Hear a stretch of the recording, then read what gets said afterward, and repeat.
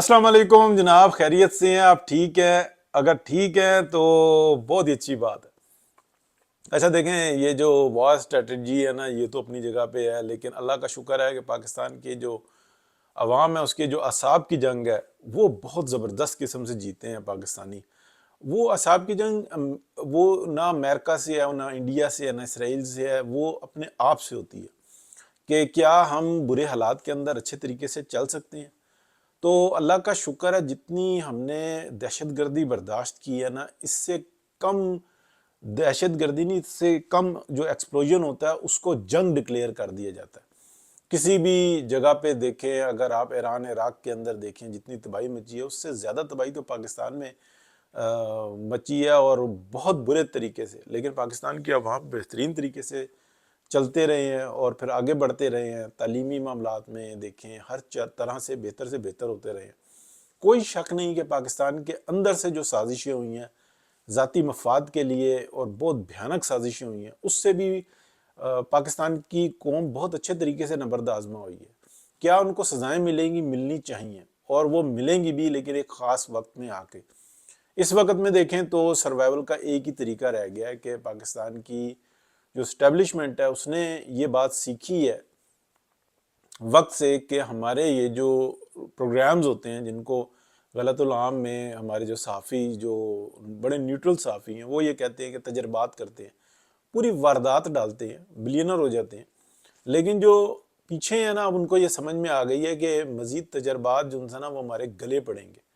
ابھی تک جو باجوہ ڈاکٹرائن کا جو لوٹ مار کا پروگرام ہے نا، وہ ہضم نہیں ہو پا رہا۔ ٹھیک ہے کہ وقت حالات کسی اور طریقے سے آگے بڑھ رہے ہیں، لیکن ان کو سزائیں ملنا بہت ضروری ہیں۔ یہ 3-4 افسر کو جو ہے نا، ان کی تنخواہیں بند کر دینا یا ان کی مراعات نہ دینا، یہ کوئی سزا نہیں ہوتی۔ سزا یہ ہوتی ہے کہ جیلوں میں جائیں، ان کو پھینٹیاں لگیں، ان کو الٹا کر کے ماریں، اور پھر ان کو پتہ لگے کہ ہوتا کیا، جو تذلیل ہوتی ہے وہ اصل سزا ہوتی ہے۔ تو کسی کو اچھا لگے یا برا لگے، یہ کوئی سزا نہیں ہوتی کہ جناب بس پینشنز بند کر دی، یہ سب کچھ کر دی۔ ہو تو دوسرے انسان نہیں ہیں کیا؟ ان کو ساتھ کیا ہوا ہے؟ ان کو تو اس ملک سے محبت کی، اس ملک کی خدمت کرنے کی سزا ملی ہے۔ تو کیا ان سے کوئی معافیاں مانگی، کوئی ان کو تلافی کی، کچھ ہوا؟ تو یہ وقت سکھائے گا۔ اب میں آپ کو بتاتا ہوں کہ انڈیا کی سائیڈ پہ کیا ہوا۔ انڈیا کے جتنے پتے تھے نا، وہ پلٹ گئے۔ دیکھیں، یہ جو ہوتی ہے نا اقلیت، جو یعنی کہ کوئی سی بھی اقلیت ہو، بڑی منظم ہوتی ہے، اور جب وہ منظم ہو کے کام کرتے ہیں تو بزا اوقات ایسا ہوتا ہے کہ ان کا غلبہ ہو جاتا ہے۔ اگر آپ دیکھیں تو جو اسرائیل کے اندر جو کچھ ہو رہا ہے، وہ ایسا لگتا ہے کہ شاید یہ بالکل پرامن ہے اور یہ سب طریقے سے چل رہے ہیں اور ان کے اوپر کسی قسم کا کوئی پرابلم نہیں آئے گا۔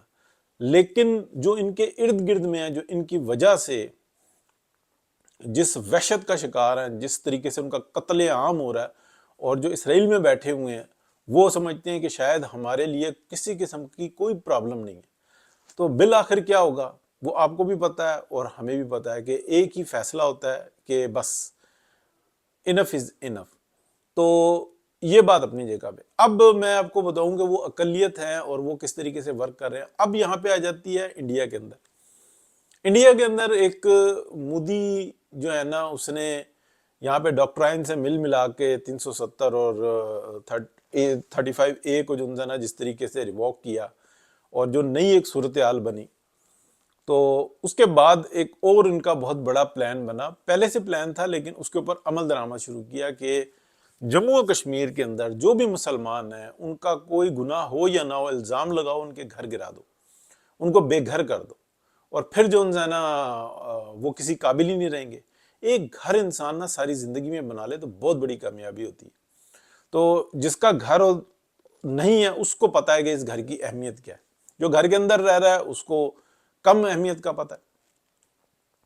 اب یہ جو طریقہ کار نکلا، تو یہ ایک وحشت جو سی ہے نا، یہ آگے لے کر آئی ہندوتوا، جو بیڈ ہندوتوا ہے، جو ایک گندی غلیظ سوچ ہے۔ تو جو جموں و کشمیر کے لوگ ہیں، وہ کسی نہ کسی طریقے سے نا سٹرگل کر کے تھوڑے سے مدھم ہوئے تھے کہ یار ٹھیک ہے، جو بھی ہے، اب زندگی گزارو، تعلیم مل رہی ہے، اسکول کالجز، اس وقت میں کیا ہو رہا ہے کہ پورے انڈیا سے کئی سالوں سے، اور اس وقت میں شدت آئی ہوئی ہے کہ جتنے اسٹوڈنٹس ہیں نا وہ اپنی تعلیمی جو ایکسرسائز ہے نا اس کو چھوڑ کر وہ واپس پلٹ رہے ہیں جموں و کشمیر کی طرف. اور جو سکھ ہیں وہ تو آلریڈی جو ان سے نا سکھوں کا کے اندر کیونکہ تھوڑا سا یہ پیک شیک مارنے کے شوقین ہوتے ہیں تو ان کو گندے ایک نشے کے اوپر لگایا جاتا ہے اور بہت برے طریقے سے جو ان کو کریش کیا گیا. تو ان کے اندر بھی یہ سوچ آئی ہے کہ یار یہ کون سا طریقہ کار ہے. جو جوان نسل ہے اس کو راغب کیا ہوا ہے کہ آپ امریکہ کینیڈا پہنچو، اور جو ان کے رشتہ دار ہیں وہ یہاں پر رہتے ہیں اور مصیبت میں رہتے ہیں.